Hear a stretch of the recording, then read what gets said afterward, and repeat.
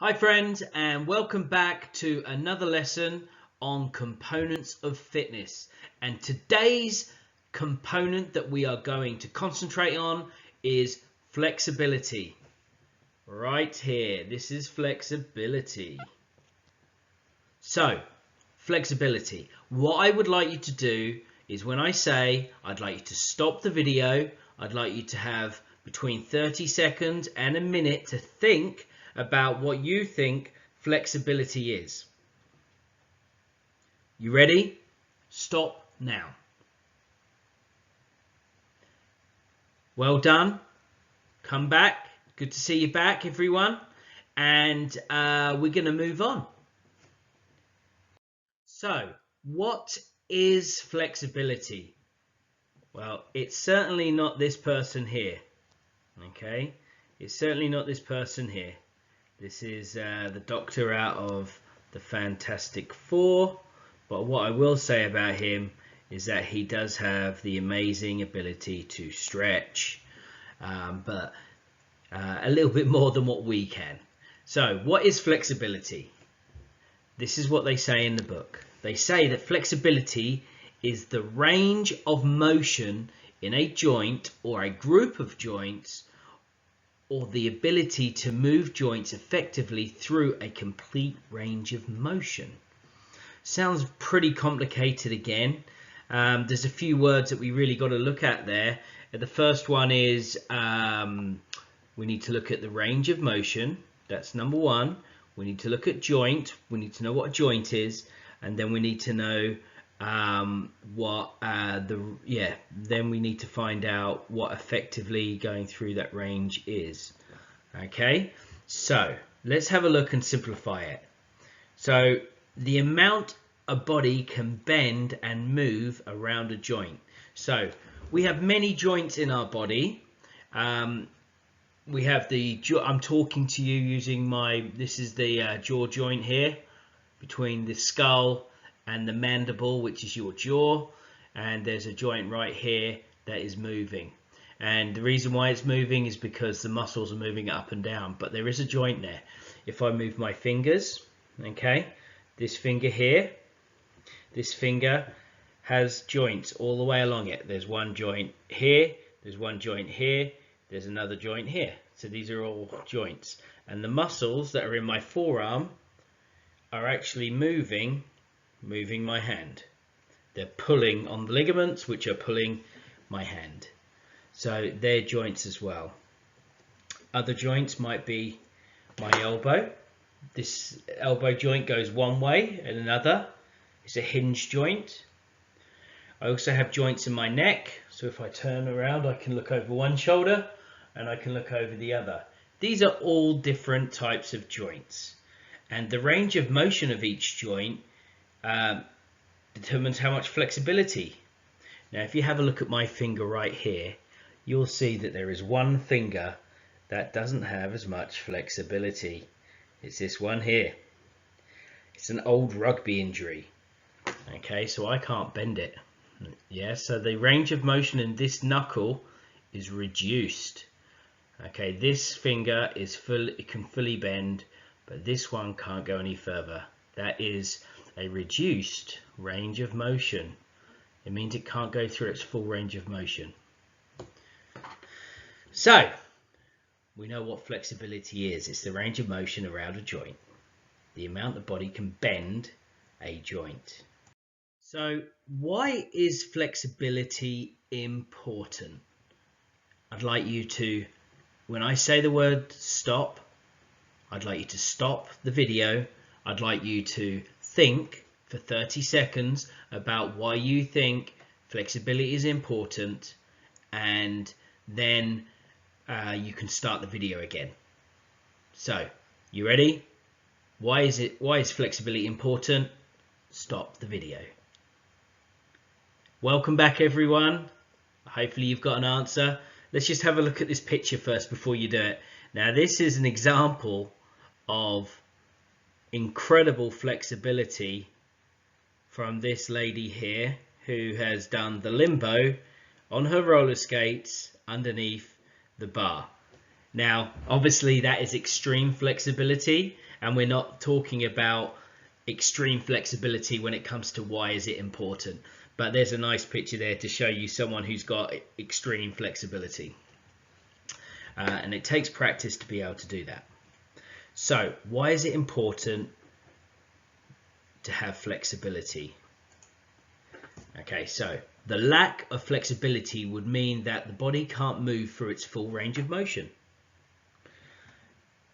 This could lead to a higher chance of injury or a reduced sporting performance.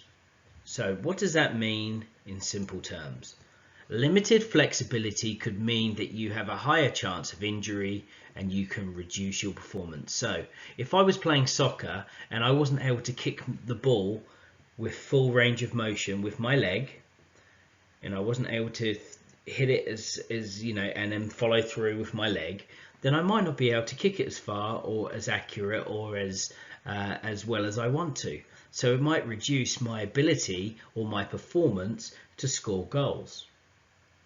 If I'm a runner and I need to bring my knees really high and I need to extend my legs out the back when I'm running, because I'm a 100-meter sprinter called Usain Bolt, then it might mean that that I could injure myself, because what I need to do is get to that full range of motion.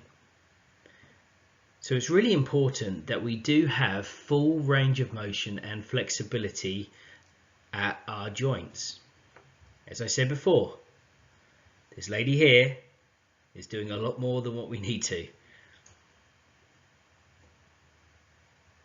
So how can we improve flexibility? Now, the range of motion around a joint, we know what that is. We also know that it's important to have full range of motion, and the reason why we have full range of motion or not is because of how tight the muscles are around that joint. Now, this is the elbow joint that goes backwards and forwards here. It's a hinge joint, so I'm going from here to here, and that's about as full range of motion as you can get. You don't want to go over too much. You want to make, because that's called hyperextension. We want to make sure that we only go a certain amount. Now, the muscles around the joint or above the joint here, this is the bicep and this is the tricep area. If we flex and we extend, it's the muscles that are doing the work and allowing us to go to our full range of motion. So it's really important that when we try and improve our flexibility, that we try and work on these two things. We let the muscles, we stretch out our muscles so that they can go to the full, so the range of motion at the joint can go to its fullest. So it's really important that we do that. So stretching our muscles can increase the length and in turn range of motion of the joints. And then if we want to simplify it even more, stretching muscles helps improve flexibility.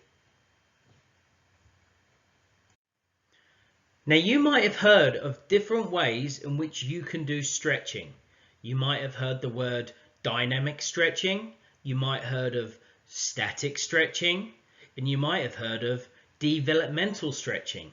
These are all different types of stretches, but the ones that we're going to look at today are developmental static stretching. And what that means is that we're going to be stretching the muscle for over 20 seconds, and we're going to be doing it and holding a position to try and stretch it out, because it takes about 20 to 30 seconds for a muscle to relax and to be stretched properly. Now, if you heard of dynamic stretches, that is something that you would probably do before you do sport or activity. That's getting your body ready in the range of motion in a dynamic way, but we're not going to do that today. What we're going to do is that I'm going to put the video on, and in the video it's going to show you some ways in which you can stretch parts of your body. So here we are, we're in the dungeon. Feel free to join in. We're going to be on the spot while we do these stretches, and ideally you're warm before you do these stretches. Now, the calf stretch is the lower part of the body. It's the lower leg at the back. It is the large muscle at the back, at the bottom of your leg, near your foot. And It's really important because it helps us to flex our toes and our feet. So we go on to tippy toes, we're using our calves. It's really important that we keep them stretched, because if we don't, then we can have problems. And there is a tendon called an Achilles tendon, which is right connected to it, and if we don't keep our calves nice and stretched, we can have problems there. Now the hamstrings are at the back of the leg at the top, and sometimes, these hamstrings are actually used for running. They're used to raise your legs, pushing behind you, and they help drive your legs back as you are running, as well as your glutes, which is your bottom. And if they're tight, they can pull on your lower back, and you can have a little bit of back pain or achy back if you do not have your hamstrings stretched. So the quads are the muscles which are at the front of the thigh and the upper leg, and they help bring your knee up and bring your lower leg through, like in soccer when you're kicking a ball. They're also used if you're riding a bicycle as well. The quadriceps are a strong muscle that helps stabilize the knee, and the joint at the knee is where they really help with movement. And if they get too tight, you can actually have knee pain. So it's important that we keep them flexible through their full range of motion. Always make sure you shake out after a little bit of a stretch. Now the hip flexor helps bring our knee up as if we are running, and if we're running, these hip flexors are really important, so we need to make sure we stretch them, and we can do that by pushing our hips forward into this position. Back leg is straight, front leg is bent, and our hips are pushed forwards.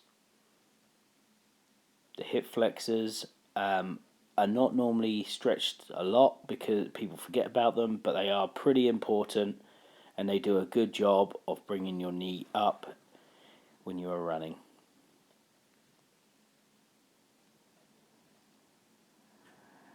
So we're holding this position so that the muscle can be stretched over 20 seconds, and it relaxes, and as it relaxes we can push a little bit deeper and get a little bit of a stretch, and hopefully afterwards they'll be looser than they were at the start.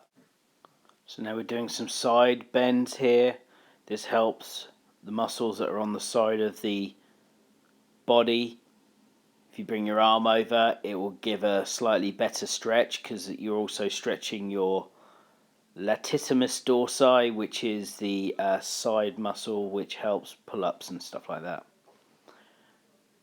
But the most important thing here is that it's also connecting down towards your hip and the crest of your hip, and if you're able to stretch that area, then that helps loosen off the movement of your upper body, your torso, and your lower body, because everything is connected. That's the thing with stretching.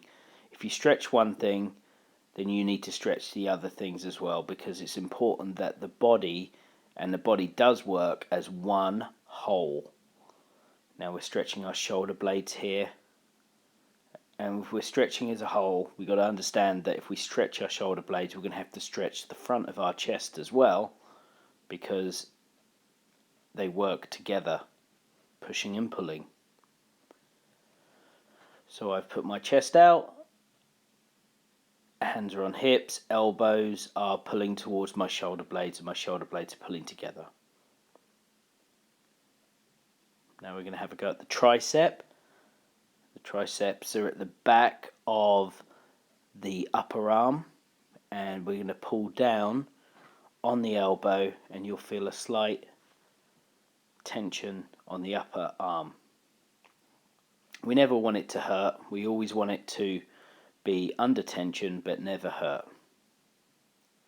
Change over to the other side. All of these stretches have been developmental stretches because we've been doing it for over 20 seconds, but also they are a static stretch because static means still, and we're not moving through the full range of motion. It's not a dynamic one, it's just a standing still one, so it's a static one. We're now going to move on to the neck. Make sure that we don't grab our neck and twist it around. What we're going to do though is that we're going to look over our shoulder, hold that position as far as we can, and if we have tightness in the neck, that means that we're working on stretching it out. Have a look the other way. And all these stretches are just a sample of different ways in which you can stretch statically and developmentally. Just remember, 20 seconds or more is a developmental stretch. And it's static because it is a still stretch. You're not moving while you do it. Looking up. Good job, everyone. Back to you in the studio. So today we've had a look at flexibility as one of the components of fitness. You've had an opportunity to identify what flexibility is, why it's important, and we've had a physical go at doing some stretches as well. So as we get to the end, let's have a go at trying to answer this sentence with the blanks in. So flexibility can be improved by are, and I would like you to fill that out. So I'm going to give you 10 seconds to think about flexibility can be improved by blank are blank. 5 seconds. So flexibility can be improved by stretching.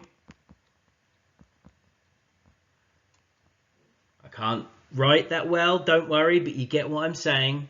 Our muscles.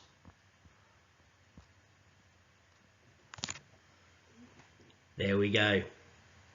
Thank you very much for joining me today. I look forward to seeing you on our next component of fitness, and see you soon.